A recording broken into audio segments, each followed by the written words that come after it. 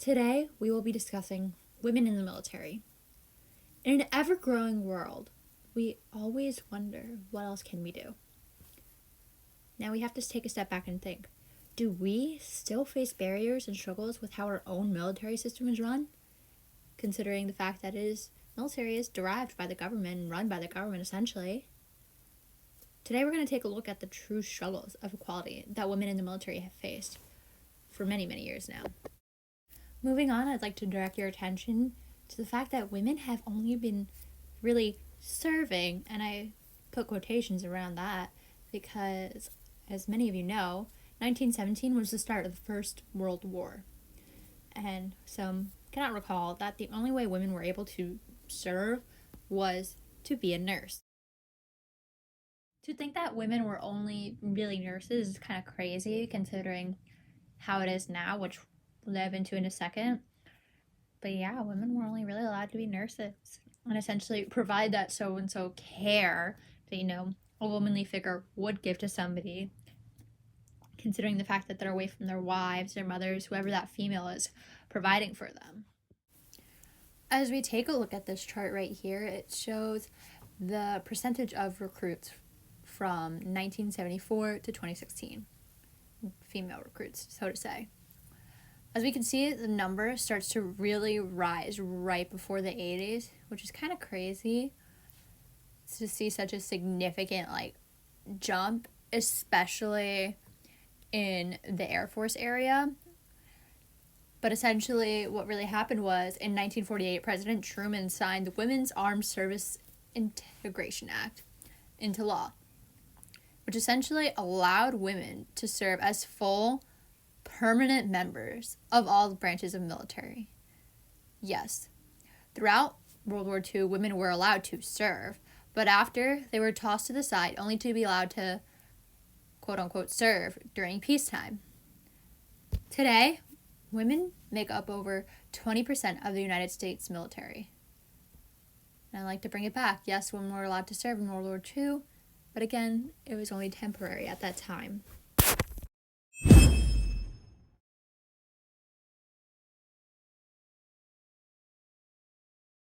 Here we see an image captured from basic combat training. It's the Army uniform. All members of the U.S. Army go through the same basic combat training, no matter if you're reserves, active, or even the National Guard like I am. So essentially we see these females essentially carrying another female, in this case. And if you don't know, your gear is very heavy. It is supposed to be 3/4 of your body weight to even half of your body weight.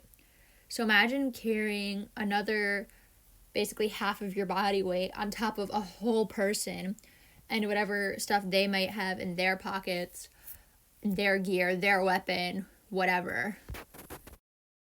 A little fun fact before we get into these two women right here, as many do not know, it was only that in 2016, women were offered the option to enter any MOS, which MOS stands for, in layman's terms, job.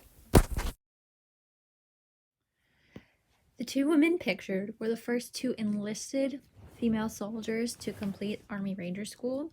Army Ranger School is physically extremely demanding. It's mentally tough, physically tough. Anything you put your body into, you're putting it essentially through the ringer. And they're the first two women to be able to do that, which is honestly extremely powerful, to be able to say that you were able to go and put your heart and soul and body through that kind of work and make it out, which a lot of them don't. Here is a picture of me. I do proudly serve with the U.S. Army National Guard. I work for them full time, and it's an amazing opportunity that I think was given to me for the women who previously have fought for the right to have us be equal with men. Granted, some things are still not equal, like the way we do our PT test, which is honestly changing within this upcoming fiscal year. It's really crazy to think about how women still have to fight for that equal right, saying like, hey, listen, I can carry a big box.